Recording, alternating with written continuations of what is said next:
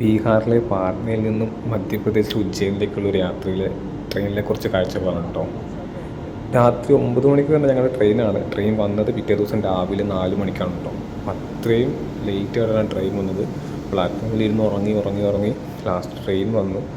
അത്രയും ലേറ്റായിട്ട് വന്നുകൊണ്ട് തന്നെ ഞങ്ങൾ വിചാരിച്ചത് ട്രെയിനിൽ ഭയങ്കര ക്രൗഡായിരിക്കുന്നത്. കാരണം നോർത്ത് ഇന്ത്യൻ സൈഡിലേക്കൊക്കെ എപ്പോഴും ട്രെയിൻ എപ്പോഴും നിറഞ്ഞാണല്ലോ പോവുക. അങ്ങനെ ഞങ്ങൾ ട്രെയിനിൽ കയറി ഏകദേശം ഒരു കുറേയൊക്കെ കുറച്ചൊക്കെ ഞങ്ങൾ ഉറങ്ങി എണീറ്റ് കഴിഞ്ഞപ്പോഴത്തേക്കും നേരം വെളുത്തു. അങ്ങനെ പോകുന്ന റൂട്ടിലെ കാഴ്ചകളാണ് കാണുന്നത്. രണ്ട് സൈഡിലും പാടങ്ങളാണ്. ഉജ്ജയിലേക്ക് പോകുന്ന ഈ ട്രെയിനിൽ വേറെ പ്രത്യേകത എന്ന് വെച്ച് കഴിഞ്ഞാൽ ഞങ്ങൾ സഞ്ചരിച്ച ഈ ട്രെയിനിൻ്റെ സ്ലീപ്പർ കമ്പാർട്ട്മെന്റ് ആണ്. സ്ലീപ്പറിൽ 3 കമ്പാർട്ട്മെന്റിലും ഒരു യാത്രക്കാരില്ല, ഒരു മനുഷ്യനില്ല. ബീഹാർ പാട്നയിൽ നിന്ന് എങ്ങനെയാണോ ട്രെയിൻ എടുത്ത് അവിടുന്ന് മധ്യപ്രദേശിലെ ഉജ്ജയിൻ വരെ ഞങ്ങൾ രണ്ടുപേരും അല്ലാണ്ട് S1, S2, S3 കോച്ചുകൾ ഒരാളും ഉണ്ടായിരുന്നു. കോച്ച് കാര്യമായിട്ട് ഇന്ത്യയിലേക്ക് ഇതെങ്ങനെ മുതലാവണമെന്ന് എനിക്ക് മനസ്സിലാവും. അതേപോലെ തന്നെ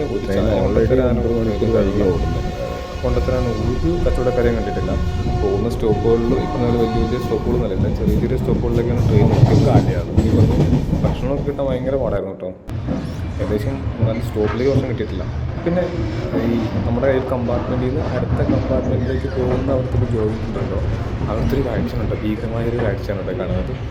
നമ്മൾ ചവിട്ടി നമ്മൾ ക്രോസ് ചെയ്യുന്ന ആ ഒരു ഭാഗം നമുക്ക് നോക്കിയാൽ മതി. ഇനി പോകുന്ന റൂട്ടിൽ എപ്പോഴും നമുക്ക് കാണാനുള്ള 2 സൈഡിലും ഈ പറഞ്ഞ പാടങ്ങളാണ്. പലതരം കൃഷികളുണ്ട്, കടുക്, അങ്ങനെ പല കൃഷികളുണ്ട്, ഒരുപാട് കൃഷികളുണ്ട്.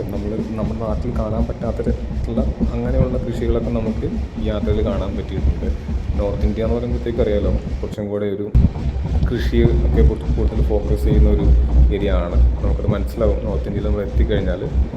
പിന്നെ നമ്മൾ പോയത് തണുപ്പുള്ള സമയത്തായിരുന്നു. അത്യാവശ്യം നല്ല തണുപ്പുണ്ടായിരുന്നു. ഏകദേശം 12 ഡിഗ്രി ആയിരുന്നു ആ സമയത്ത് തണുപ്പെന്ന് പറയുന്നത്. മധ്യപ്രദേശിൽ ഭയങ്കര തണുപ്പായിരുന്നു. അങ്ങനെ കുഴപ്പമില്ല. നോർത്ത് ഇന്ത്യൻ കാഴ്ചകളുടെ ബാക്കി വിശേഷം ഈ വീഡിയോയിൽ നമുക്ക് കാണാം. ഇപ്പോൾ മധ്യപ്രദേശ് ബീഹാർ ട്രെയിൻ യാത്രയിൽ കുറച്ച് വിഷ്വൽസ് മാത്രമേ ഞാൻ കാണിച്ചിട്ടുള്ളൂ. അപ്പം മറ്റൊരു വീഡിയോയിൽ നമുക്ക് കാണാം. പിന്നെ പറയാനുള്ളത്, നോർത്ത് ഇന്ത്യൻ കാഴ്ചകൾ എന്ന് പറഞ്ഞാൽ എപ്പോഴും നമ്മുടെ നാട്ടിൽ നിന്നും ഒത്തിരി വ്യത്യസ്തമായിട്ടുള്ള കാഴ്ചകളാണ്.